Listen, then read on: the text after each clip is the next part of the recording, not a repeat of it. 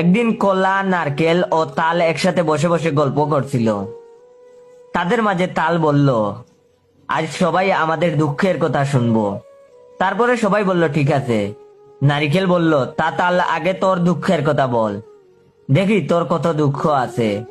তখন তাল বলল, আচ্ছা বলছি, মনোযোগ দিয়ে শুন সবাই। তাল বলল, মানুষের মনে একটুও মায়া দয়া নাই রে। মানুষ আমার এমন ভাবে চিপে চিপে খায়, তবুও তাদের মন ভরে না। ভাবছি হয়তো আমায় চিপে খাওয়ার পর ফেলে দিবে, না, তবু আমায় কুড়িয়ে কুড়াল দিয়ে কুবিয়ে খেলো।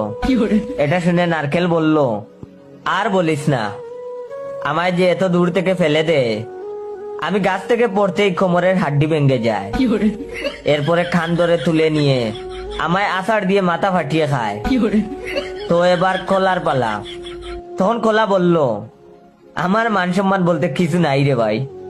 আমায় যখন খাওয়া শুরু করে, আমার কাপড় খুইলা খায়। No, no, no, no.